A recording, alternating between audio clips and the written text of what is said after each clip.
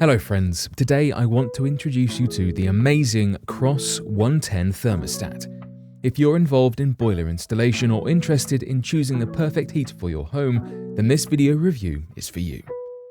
Why do we believe it's the perfect thermostat for electrode boilers? Because its main function is to address the main drawback when using electrode boilers in heating systems, specifically adjusting the specific water resistance. For those who are not familiar with how an electrode boiler works, let me quickly explain. An electrode boiler operates by applying voltage to the electrodes inside the boiler, heating the water through its conductivity. This is made possible by the presence of various salts and metal oxides in the water. The conductivity level of the water is measured in microsiemens and can vary depending on different regions and over time, depending on the water's resistance and consequently the boiler's power. The lower the resistance, the higher the power, and vice versa. All these water adjustments cause inconvenience for the consumer or potential customer of the boiler, which affects the decision-making process when choosing an electrode boiler. This is where the KROS thermostat solves the problem. How does it do that?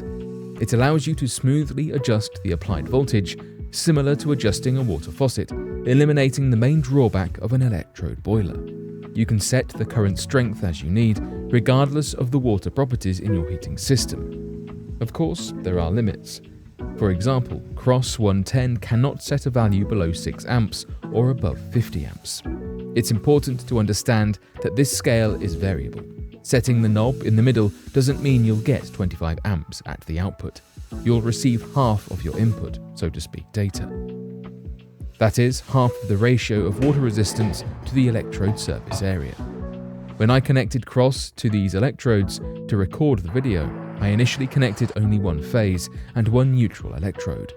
Since tap water has relatively low conductivity, I found that the current displayed on KROS was below 6 amps and the regulator refused to work. So I connected all 3 electrodes in parallel for a clear demonstration of the regulator's operation. I reduced the water resistance without increasing its conductivity or changing its properties. In simpler terms, without adding salts. Using a simple example, I want to convey a simple idea. If you decide to purchase an electrode boiler with the KROS thermostat, whether it's 3-phase or single-phase, instead of adding salt to the water, it's better to choose a boiler with higher power, longer electrodes than you need. This way, you'll have power reserves. In the end, you'll still set the desired power with the regulator, and you won't need to add salt to the water. This applies not only to the operation of an electrode boiler with KROS, but also to any other thermostat for electrode boilers in general. By the way, I forgot to mention the decryption of the name, KROS 110. Controller regulator for heating systems. 110 means it's for a single-phase network, and the power can be connected up to 10 kilowatts. The manufacturer also produces a single-phase monoblock boiler model with built-in KROS. Such a monoblock boiler can provide power up to 6 kilowatts. They also produce 3-phase models, KROS 325 and KROS 50, up to 25 kilowatts and up to 50 kilowatts respectively. I won't delve into its specifications and menu options. I'll just quickly mention all of its capabilities.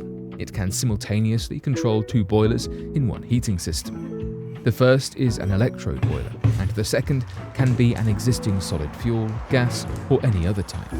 For these purposes, KROS has 2 pairs of relay outputs with normally open contacts and normally closed contacts, and 2 pairs of outputs for powering circulation pumps. Here they are on the diagram. KROS can also control the electrode boiler based on the time of day, and you can connect an external thermostat to KROS, such as a Wi-Fi enabled one. To summarize and share my opinion, who is this regulator suitable for? It's for anyone who wants or has already installed an electrode boiler or some other electric heater but is constrained by the allocated electrical power. I'm sure you're wondering about the price. Yes, KROS 110 may seem a bit expensive, but let's look at the bigger picture. If we compare the expenses with a heat exchanger option, which is often installed with an electrode boiler, you'll be surprised by the eventual time and cost savings that KROS provides compared to alternative solutions.